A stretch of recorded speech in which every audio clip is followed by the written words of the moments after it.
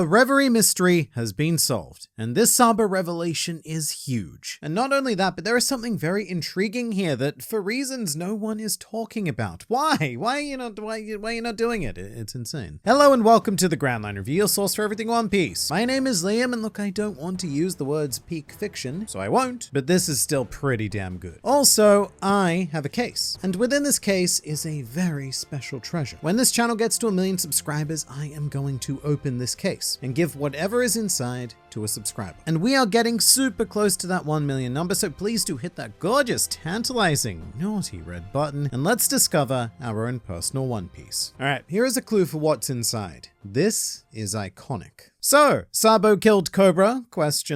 After what seems like an eternity, the question of who did the die at the Reverie has been answered, and it was the Occam's razor choice. Despite some of the videos I have made speculating on Sabo's fate, in fact I made a Sabo tombstone, just in case, but I've always been like 90% sure that Nefertari Cobra was going to be our unfortunate life lever, and a lot of that is because Oda flagged it so heavily. Like how post-time skip Cobra looks like he's aged 20 years instead of 2, and he became all sick and frail and like, And I think Oda does this kind of thing to soften the eventual death. He did a similar thing with Whitebeard. Mr. Newgate was introduced in very, very poor health. Like regardless of whether or not he died at Marineford, he was on his way out anyway. So it makes you feel slightly better about his departure because it's all like, it's gonna happen anyway. And Cobra feels like a very similar situation. However, was it actually Sabo who killed him? I seriously doubt it. The Alabaster Kingdom was notably being targeted by the higher-ups, being the Eam and the 5 GLR tricks. In addition to holding the photo of Vivi, they knew that Cobra was asking a few too many questions, so to me this seems an awful lot like they've taken advantage of all of the chaos.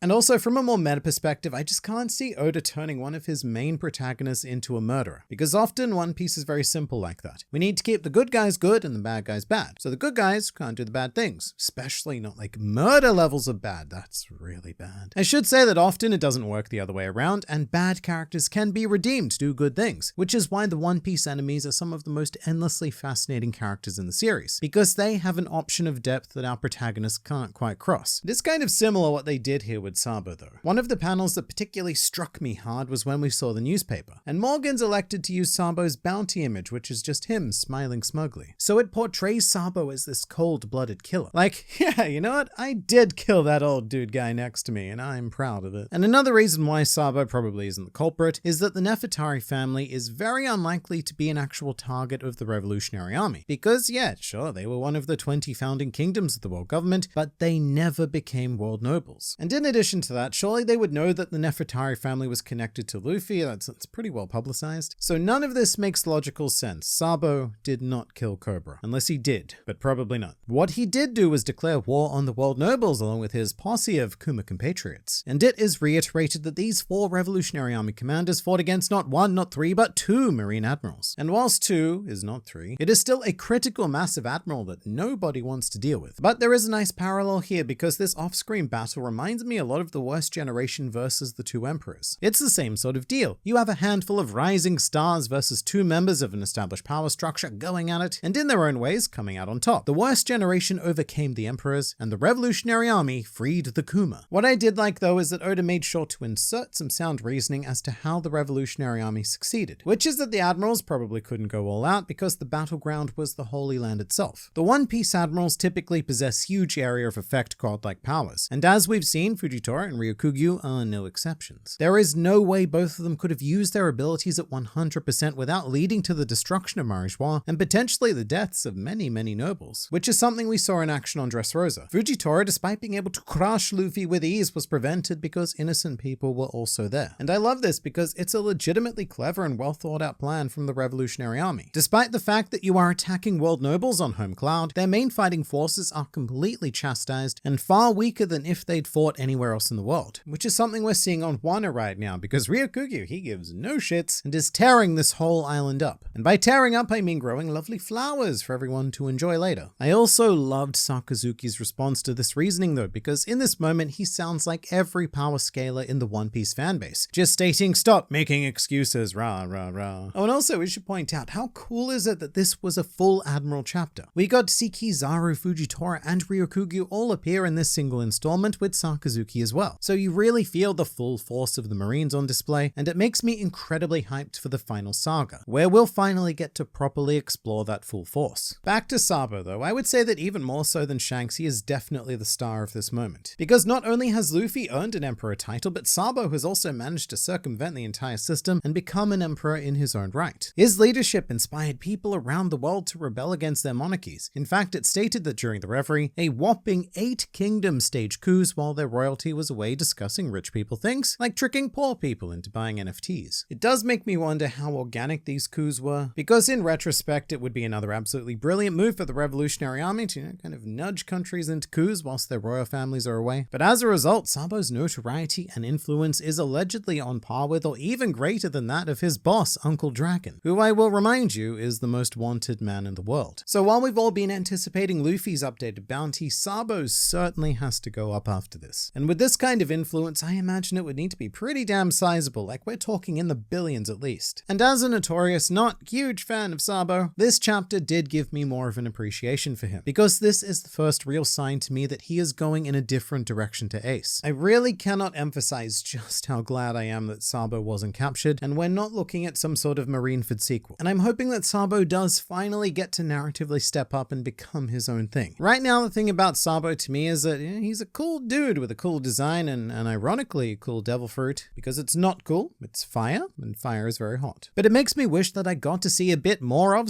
/ any of the fight against the Admirals, because Sabo shines to me when he's doing the more superficial stuff, like showing off on screen, fighting in spectacular ways and just putting on a good show. So telling me that the cool guy has done something cool but off screen, look, it only does so much for me. Something massive we do need to touch on now is that Kuma has been rescued, although there is still a big question surrounding said rescue. Because right now I'll say that it reminds me of a certain character in Hunter x Hunter, where it's like, yeah, we got his body back, but his mind and spirit, they were long gone. One Piece being a shade lighter than Hunter x Hunter, I do have some hope that the Kuma we knew may return to us, because like any sketchy massage parlor, Oda will generally go for a happy ending where possible. But I also have Vegapunk in mind. From what we know of him, he's not necessarily a bad dude. So maybe he's programmed to sort of fail-safe or rebooting into Kuma to return him to normality. It's not something I would ever rule out, and it might be a natural way to like bring Vegapunk into the story finally. But this Kuma stuff, it goes so much deeper. And to explore this, we actually have to briefly switch to Don Quixote Moscard. And he's a very easy character to forget about if you just experience One Piece casually, but he was the guy whose ship crashed on Fishman Island, built a friendship with Otohime, and who has now changed his life into a pretty chill and cool dude. He's also the one who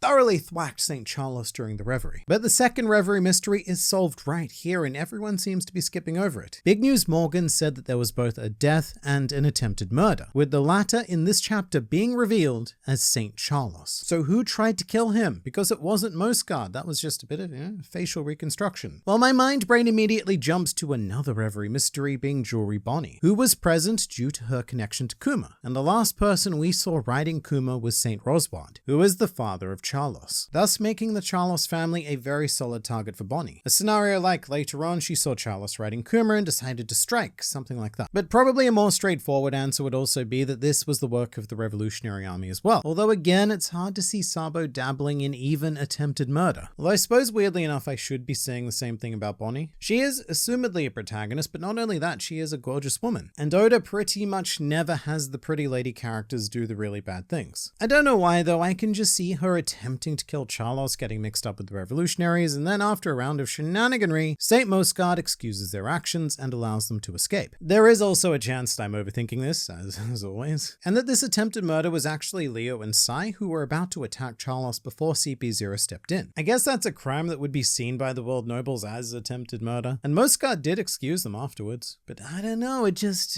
feels a bit weak. However, knowing that the world nobles have their own judicial system is infinitely intriguing, because this incident did bring up the question of how disputes between gods were settled, and me being me, I feel the need to know everything about this internal organization. There's something about the politics of it that really fascinates me. Like, this investigation / police force is assumedly made up of world nobles as well. So how did they go about levying charges against their fellow gods? Particularly since it's been said that world nobles don't even have a concept of fear because there is nothing that could possibly threaten them. With that said, I highly doubt that Oda is going to take any real time to explore this, so But we have a surprise new character, a very high-ranking marine named Tensei, but he also has the privilege of an epithet being Kurouma, which translates as Black Horse. And epithets, they are interesting because they're only given to admirals or admiral candidates. For example, both Momo Usagi and Chaton, being Pink Rabbit and Brown Pig, both have epithets while still only being vice admirals. And even though they are essentially fan-created characters that Oda put into canon because they gave him a bit of a laugh, they were still canonically both considered to become admirals. So I have to imagine that Kurouma is in the same situation, which means that his design is also probably based on a Japanese actor, and not being a master of Japanese cinema, I can't offer a lot of speculation in that area, but his design definitely looks more real-life based than it does classically quirky member of the One Piece world based. I love it though, because even though Oda is trying to ramp up to the end of the series, he still cannot help but introduce new characters. Like, this is chapter 1054, and we are only just now learning that this guy exists and may be relevant in some way. It gives me the feeling that even in the very final chapter of One Piece, we are still going to be introducing at least one new character. For more old characters now, we kind of blasted through this, but Vivi has a supremely important development given that she has gone missing. And there are a couple of options for this. One, she was being targeted by Ym, so the world nobles have also used this chaos to capture her. And two, after being caught up with the Revolutionary Army, Vivi has managed to escape with them, or perhaps even Grand Fleet members that were on the island. And actually, when I say island, I mean to say continent. This is the one time where I can use the word continent, so I'm going to. I'm very much hoping it's something along the lines of the latter though, because that would set Vivi up for a future reunion with the Straw Hats, and maybe even assuming her place on the crew for the final saga and/or arc. But we do now know why the people of Alabasta were crying in the anime, because this really is a desperate situation. Their king was assassinated, their princess has gone missing. This is a bit of a bad time here. Bad for the world, but good, very good for us readers, because One Piece is seriously ramping up and I cannot wait for more. Nor do you have to, because here's another video about fun pirates, so I look forward to seeing you there.